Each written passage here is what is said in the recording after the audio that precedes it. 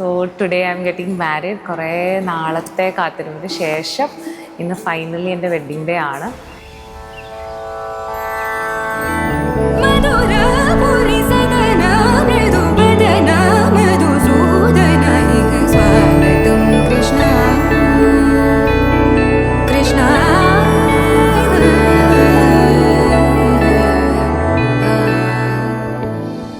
എൻ്റെ ബ്രൈഡ്സ് മെയ്ഡുകൾ എവിടെ? ഞാൻ ഫസ്റ്റ് ലുക്ക് തരാൻ വെയിറ്റിംഗ് ആണ്.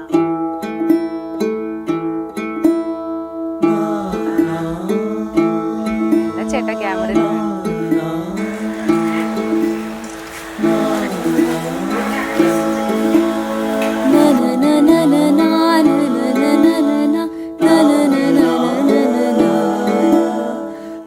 മോള് ഉണ്ടായ സമയം പോലെ നമുക്ക് വളരെയധികം ഒരു ഹാപ്പി ആയിട്ടുള്ളൊരു കാര്യമായിരുന്നു. നമ്മളുടെ മോളുടെ കല്യാണം അടിപൊളിയായിട്ട് എവിടെ നല്ലൊരു സീനിക് ബ്യൂട്ടിയുള്ള സ്ഥലത്ത് വെച്ച് നടത്തണമെന്നുള്ളത് മോളുടെ ഓരോ ഗ്രോത്തിൻ്റെ ഓരോ വളർച്ചയുടെയും കാലഘട്ടം ഞാൻ എൻ്റെ തന്നെ മരുമോൻ്റെ കയ്യിൽ നിന്ന് വാങ്ങിയ ഒരു കൊടക്കിൻ്റെ ഒരു ക്യാമറ ഉണ്ടായിരുന്നു. ആ ക്യാമറയിൽ ഉണ്ടായ സമയം മുതൽ 28 സമയം മുതൽ എല്ലാ ഫോട്ടോയും അവളുടെ ഓരോ വളർച്ചയുടെയും ഫോട്ടോ എടുത്തെടുത്ത് ഭയങ്കര ഒരു ആൽബം തന്നെ എൻ്റെ കയ്യിലുണ്ടായി.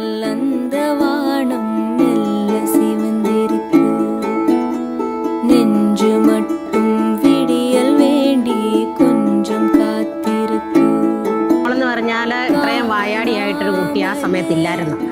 സർവ്വ മനുഷ്യരോട് ഏത് മനുഷ്യനെ കണ്ടു കഴിഞ്ഞാൽ ഇങ്ങനെ സംസാരിച്ചിരിക്കും.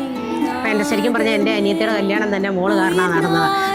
പെണ്ണ് കാണാൻ വന്നപ്പോഴത്തേക്കും ചോറൊക്കെ വാരിക്കൊടുത്ത് അപ്പോൾ ആ സ്നേഹം കണ്ടിട്ട് കെട്ടിയ കല്യാണം കഴിച്ചതെന്ന് പറയും. അപ്പം അതുപോലെ ഭയങ്കര ചെറുപ്പം മുതലേ അച്ഛൻ അമ്മ അല്ലെങ്കിൽ പേരൻസ് ഗ്രാൻഡ് പേരൻസ് അവരോടൊക്കെ ഒരു ഭയങ്കര ഒരു അറ്റാച്ച്മെൻ്റ് ഉള്ളൊരു കുട്ടിയാണ്. അപ്പം അവൻ പോകുന്നതിനെക്കുറിച്ച് ഞങ്ങൾക്ക് അങ്ങോട്ടൊന്നും ചിന്തിക്കാൻ പോലും പറ്റുന്നില്ല.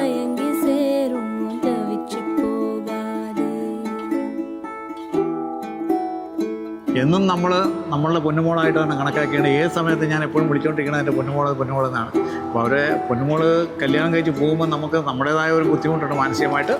പക്ഷെ അതിലുപരി നമുക്കുള്ള സന്തോഷം എന്ന് പറഞ്ഞാൽ നല്ലൊരു പയ്യനാണ്, അങ്ങോട്ടും ഇങ്ങോട്ടും നമ്മൾ അറിയുന്ന ഫാമിലിയാണ്. അപ്പോൾ അത് ഞങ്ങൾക്ക് ഒരു ടെൻഷനും ഇല്ല. തൊട്ടടുത്ത് തന്നെ എപ്പോഴും കാണാമെന്നുള്ളൊരു സന്തോഷമുണ്ട് ഞങ്ങൾക്ക് എപ്പോഴും.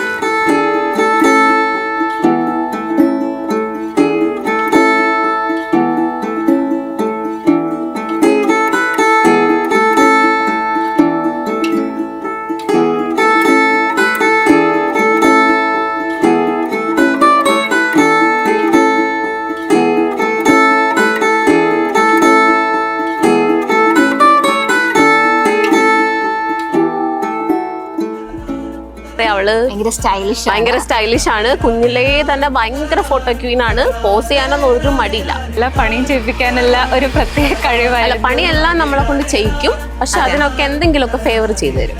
അതൊക്കെ അങ്ങനെ അവളെല്ലാം സോർട്ട് ചെയ്യും. അപ്പൊ പിന്നെ നമ്മൾ ആരും ഒന്നും പറയില്ലല്ലോ. അങ്ങനെ ഫുഡ് പരമായിട്ടൊക്കെ അതെ നല്ല ഫുഡ് ഉണ്ടാക്കി തരും, വാങ്ങിച്ചു തരും. അതെ നല്ല ഫുഡ് ഉണ്ടാക്കി തരും, നല്ല കേക്ക് ഉണ്ടാക്കി തരും. അങ്ങനെ ആള് ഭയങ്കര എന്താ പറയുക ഫേവറൊക്കെ ചെയ്തു തരും.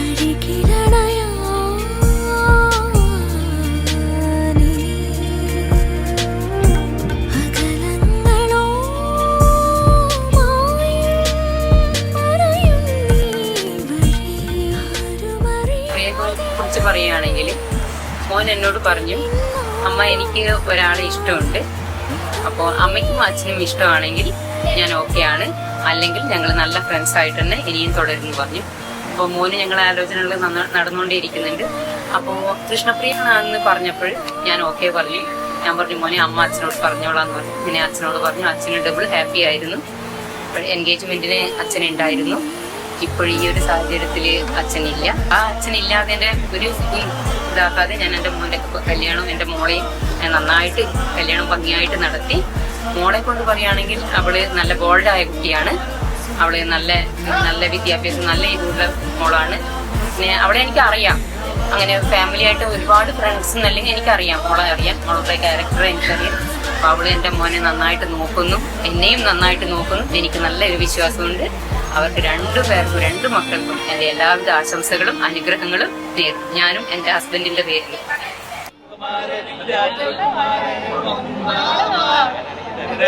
പൊന്നോളങ്ങളിൽ അവളൊടുക്കിയ ദീപങ്ങൾ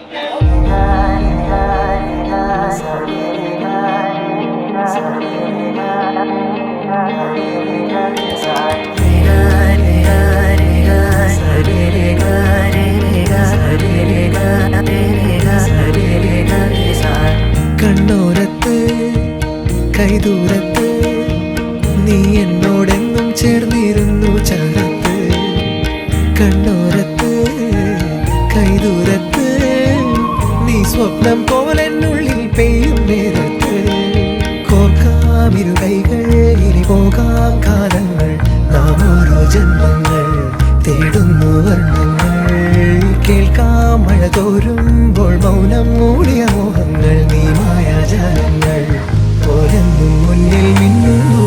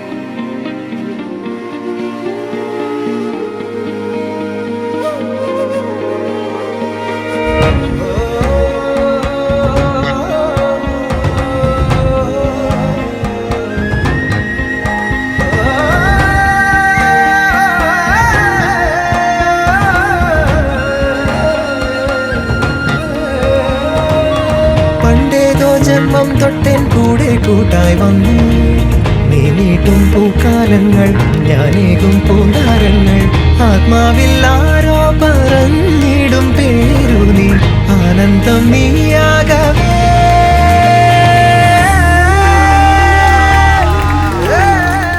കരയുന്നതല്ല, ഞാനോ ആരോ കരഞ്ഞ സൂം ചെയ്ത് അവരുടെ ഫേസ് എടുത്തിട്ടാ എന്നിട്ട് മറ്റേ അച്ഛൻ എങ്ങനെ കരയാണെങ്കിൽ ആ പാട്ടില്ലേ ആ തൊട്ടിൽ ആ പാട്ടില്ലേ ആദിയേ